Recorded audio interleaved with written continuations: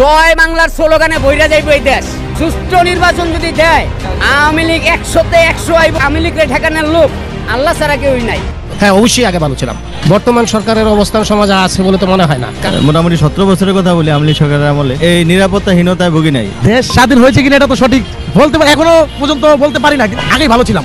ও ভাই রে ভাই, যতই সময় যাচ্ছে ততই ছোট হয়ে যাচ্ছে ইউনূস সরকার ও তার সমন্বয়কদের ক্ষমতা। আওয়ামী লীগ নিষিদ্ধের পর থেকে বেশ সরব হয়ে হচ্ছে আওয়ামী লীগ এমনকি ছাত্রলীগের নেতাকর্মীরা। এবার কে বলেছে রে মুজিব নাই, মুজিব ছাড়া বাংলা নাই, শেখ হাসিনা আসবে, বাংলাদেশ আসবে, এমন স্লোগানে ধানমন্ডির পুলিশের ব্রেকেট ভেঙে বিশাল বিক্ষোভ মিছিল করেছে আওয়ামী লীগের নেতাকর্মীরা।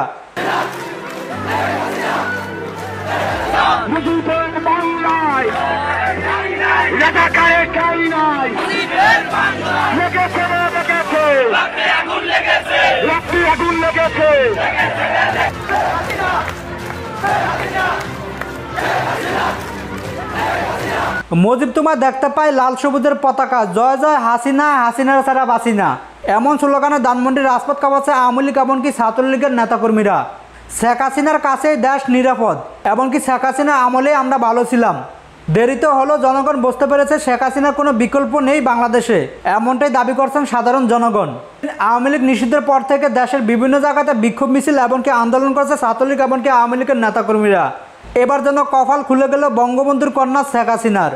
আওয়ামী লীগের নেতাকর্মীদের দাবি যত কিছুর বিনিময় হোক আমাদের প্রিয় নেত্রী শেখ হাসিনাকে দেশে ফিরাবো, এমনকি দেশে ফিরিয়ে তার ক্ষমতা তাকে বুঝিয়ে দিব। প্রিয় দর্শক, ছাত্রলীগ এমনকি আওয়ামী লীগ কি পারবে তাদের প্রিয় নেত্রী শেখ হাসিনাকে দেশে ফিরাতে, নাকি তাদের প্রিয় নেত্রী শেখ হাসিনার মতন তাদেরকেও দেশের বাইরে থাকতে হবে?